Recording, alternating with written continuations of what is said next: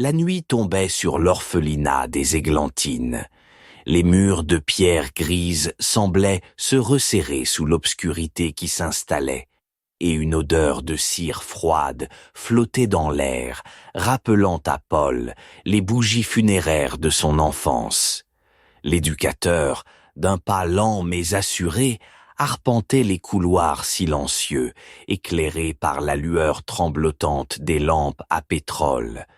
Il connaissait chaque recoin de ce lieu, chaque craquement du bois sous ses pieds, chaque murmure du vent s'engouffrant sous les portes. Depuis quelque temps, Paul était hanté par des souvenirs douloureux. Parmi les jeunes visages qu'il croisait au quotidien, celui de Thomas, un orphelin qu'il n'avait pas pu sauver, revenait sans cesse le hanter. Thomas était mort dans des circonstances tragiques et non élucidées, et Paul, rongé par la culpabilité, n'avait jamais pu se pardonner. Ce soir-là, alors qu'il s'apprêtait à monter à l'étage des dortoirs, une étrange mélodie s'éleva. C'était une berceuse, chantée par des voix enfantines, mais les paroles semblaient déformées par une dissonance inquiétante. Paul ralentit le pas, écoutant attentivement.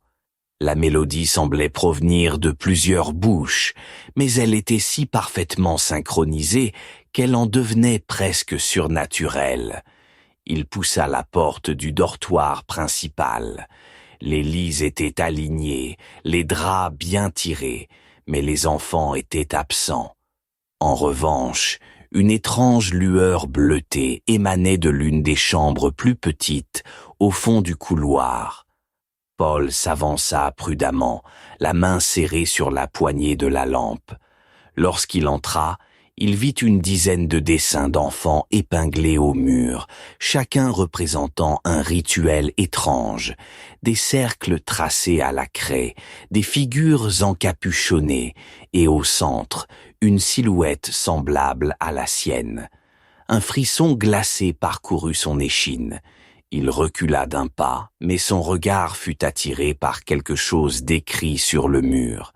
Des paroles gravées à l'aide d'un objet pointu, une berceuse. Les mots étaient simples, mais la composition évoquait un appel, une invocation. Les jours suivants, Paul ne put ignorer les événements étranges qui semblaient s'accumuler.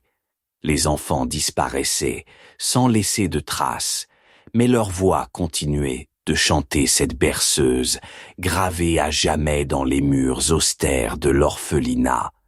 Les ombres, auparavant inoffensives, s'allongeaient et se contorsionnaient en formes menaçantes. Paul commença à percevoir des lacunes dans sa mémoire.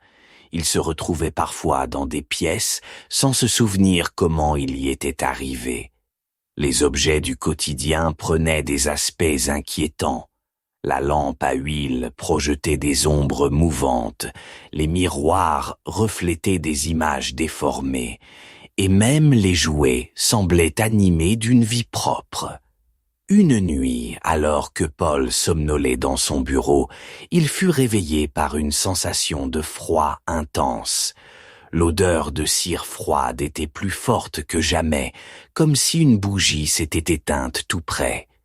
Il se redressa, les yeux encore embués de sommeil, et entendit la berceuse, cette fois plus proche et plus insistante. Paul se leva et suivit le son, traversant les couloirs déserts jusqu'à la grande salle commune. Là, au centre de la pièce, éclairée par la lumière de la pleine lune, se tenait une figure encapuchonnée. « Qui êtes-vous » demanda-t-il, la voix tremblante. La figure leva lentement la tête, révélant un visage d'enfant, pâle et sans expression. C'était Thomas, mais ses yeux, autrefois pleins de vie, étaient maintenant vides, comme deux abysses sans fond. « Thomas » murmura Paul, les larmes aux yeux. « Tu n'aurais pas dû nous laisser, » répondit la voix, bien que les lèvres de l'enfant ne bougeaient pas. « Nous sommes les enfants de minuit, et nous avons besoin de toi. » Paul recula, mais sentit une main glacée se poser sur son épaule. Il se retourna et vit d'autres enfants, tous ceux qui avaient disparu, entourant la pièce. Leurs visages étaient livides, leurs yeux fixés sur lui. « Nous chantons pour invoquer un sacrifice, dit Thomas.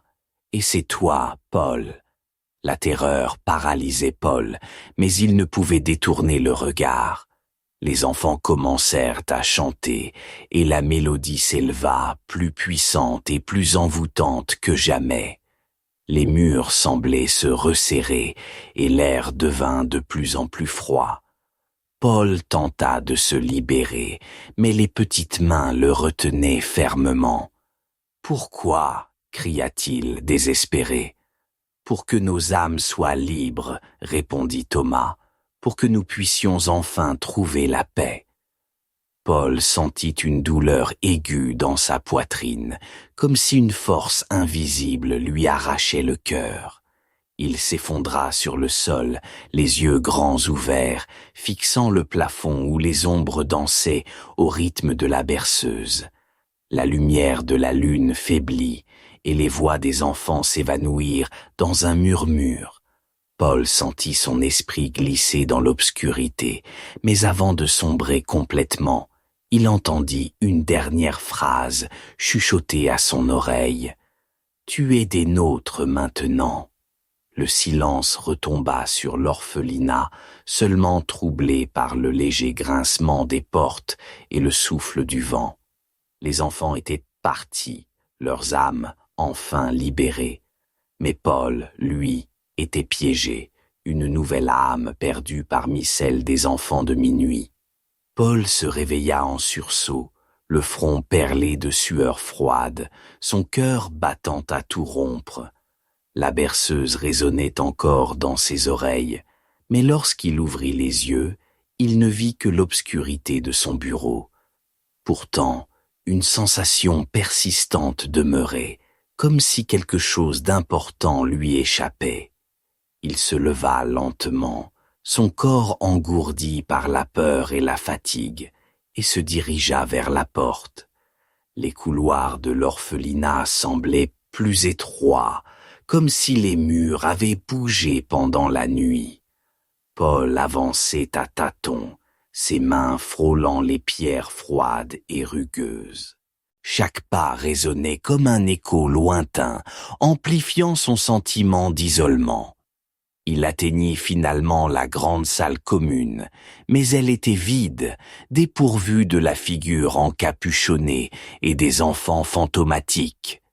Était-ce un rêve ou une manifestation tangible de sa culpabilité? Les jours suivants furent une épreuve pour Paul. Il se perdait de plus en plus souvent dans ses pensées, incapable de distinguer la réalité de ses cauchemars.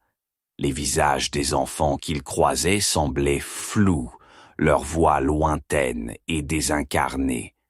Il se surprenait à oublier des événements récents, comme s'ils s'effaçaient de sa mémoire, aussi vite qu'il s'y inscrivait. Un matin, il trouva une lettre sur son bureau, écrite de sa propre main, mais dont il ne se souvenait pas. « Les enfants de minuit te réclament. Tu ne peux leur échapper. » Paul tenta de se réfugier dans son travail, mais même ce sanctuaire semblait compromis. Les dossiers des enfants disparus étaient incomplets, les pages arrachées ou noircies par une substance indéfinissable. Les jouets des enfants, autrefois inoffensifs, prenaient des aspects inquiétants. Des poupées aux yeux noirs et vides, des ours en peluche dont les coutures semblaient saigner. Une après-midi, alors qu'il feuilletait un album photo de l'orphelinat, Paul tomba sur une image qui le glaça d'effroi. C'était une vieille photographie de groupe, prise bien avant son arrivée. Au centre, entouré d'enfants souriants, se tenait un homme qui lui ressemblait étrangement. Même stature, même regard. Mais ce qui le troubla le plus, c'était la date inscrite au dos de la photo, 1897. Paul se précipita à la bibliothèque de l'orphelinat, fouillant frénétiquement les archives poussiéreuses. Il trouva finalement un journal intime, écrit par un ancien directeur qui décrivait des événements similaires à ceux qu'il vivait. Des enfants disparus, des berceuses chantées dans la nuit et un homme suspecté de pratiques occultes. L'homme en question était nommé Paul également. Était-ce une coïncidence ou une répétition inexorable du passé? L'esprit embrouillé par les révélations, Paul se sentait de plus en plus désespéré. Il chercha du réconfort auprès de Marie, la seule éducatrice en qui il avait encore confiance. Marie était une femme douce et attentionnée, toujours prête à écouter. Mais lorsqu'il lui raconta ses découvertes, elle pâlit et ses yeux se remplirent de larmes. « Paul, il y a quelque chose que tu dois savoir, » dit-elle, la voix tremblante. « Thomas, c'était mon frère. Il est mort il y a 20 ans, mais sa disparition n'a jamais été élucidée. Les autres enfants disaient toujours qu'il parlait de toi, même avant que tu ne sois ici. » Paul sentit le sol se dérober sous ses pieds. Comment pouvait-il être lié à des événements d'il y a 20 ans, voire plus? Était-il vraiment lui-même ou une réincarnation d'un autre Paul, condamné à revivre les mêmes horreurs? Une nuit, alors qu'il errait dans les couloirs, Paul fut attiré par une lumière vacillante provenant du sous-sol. Il descendit prudemment les escaliers de pierre, chaque marche semblant le conduire plus profondément dans l'obscurité. Au bout du couloir, il aperçut une porte entrebâillée, d'où s'échappait une faible lueur bleutée. En poussant la porte, Paul découvrit une salle secrète, tapissée de symboles occultes et de dessins d'enfants. Au centre, un cercle tracé à la craie entourait une vieille table de bois sur laquelle reposait un grimoire ouvert. Les pages jaunies étaient couvertes d'une écriture élégante mais indéchiffrable. Une sensation de déjà-vu l'envahit, comme s'il avait déjà été ici, dans une autre vie. Paul s'approcha de la table, ses doigts tremblant d'une terreur incontrôlable. Il lut les mots inscrits sur la page ouverte. Pour libérer les âmes des enfants, un sacrifice doit être fait. Le sang de l'innocence rompra le cycle. Soudain, la température de la pièce chuta brusquement, et Paul sentit une présence derrière lui. Il se retourna lentement et vit Thomas, accompagné des autres enfants disparus, leur visage empreint d'une tristesse infinie. « Tu dois le faire, Paul, » murmura Thomas. « C'est la seule façon de nous libérer. » Paul recula, horrifié par l'implication. « Je ne peux pas, je ne veux pas, » balbutia-t-il. « Tu n'as pas le choix, » répondit Thomas. « C'est ton destin. Tu es celui qui doit sacrifier son sang pour nous sauver. » Les enfants s'approchèrent, formant un cercle autour de Paul. Ils tendirent leurs mains, et Paul sentit une force invisible le pousser vers le centre du cercle, tracé à la craie. Leurs voix s'élevèrent en une mélodie envoûtante, la berceuse qui hantait ses nuits. Paul, pris au piège, réalisa qu'il ne pouvait échapper à ce destin cruel. Les larmes coulant sur ses joues, il saisit un couteau posé sur la table et d'un geste tremblant, entailla sa paume. Le sang coulait, goutte à goutte, sur le cercle tracé au sol. Les symboles s'illuminèrent d'une lueur éclatante et les enfants fermèrent les yeux, leur visage exprimant un soulagement profond. La lumière devint aveuglante et Paul perdit conscience, sombrant dans un abîme sans fin. Lorsqu'il ouvrit les yeux, il se trouvait à nouveau dans son bureau, le jour se levant à peine. Tout semblait normal, mais une sensation de vide l'habitait. Les enfants étaient partis, leurs âmes enfin libérées.